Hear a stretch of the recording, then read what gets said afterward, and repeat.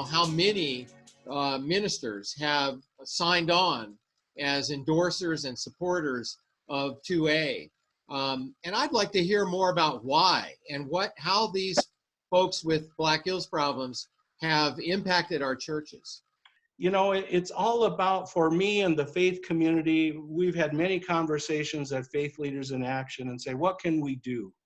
You know, and so we've supported this movement to try to change the systems and structures. At first, we were naive, like Ann and Sister Nancy, thinking we can march into Black Hills, the faith community, all of us together, along with Pueblo's Energy Future in its infancy, and say, you know, we've got a problem, folks.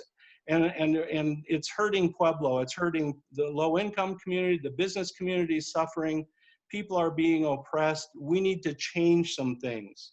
So we went to the city, and the city appointed Larry Intencio to be a liaison between Pueblo's Energy Future and Black Hills Energy to try to get a few of these policies, simple policies like the deposits changed, to get a hot weather rule, and to try to get Black Hills Energy to participate in past due bills by saying, you know, instead of being punitive, we suggested that you take on a policy like the state of Massachusetts, where if, you know, you incentivize somebody to pay their electric bill.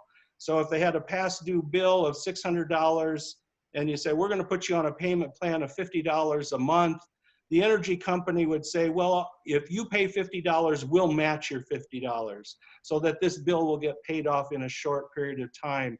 And that's an incentive versus the kind of stuff that goes on now, which is punitive. It's punitive.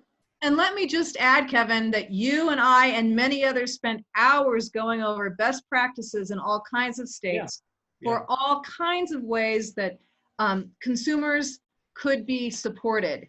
And I don't know if they've ever looked at any of those reports, but I mean, we put our souls into those. Yeah, the only thing I can say, Ann, is I think it was at the very last meeting where we tried to negotiate with them, and then it finally got all shut off.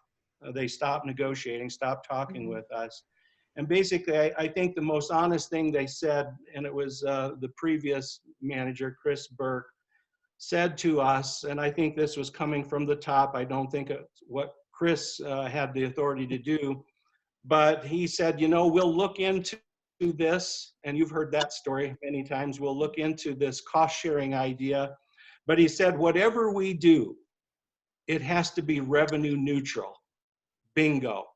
That was the key word to me, meaning they are not going to take any kind of reduction in revenue, in their rates or any other thing. It has to be revenue neutral before they would even consider it. Well, that tells me that they don't give a hoot, like Sister Nancy said, about the people in Pueblo.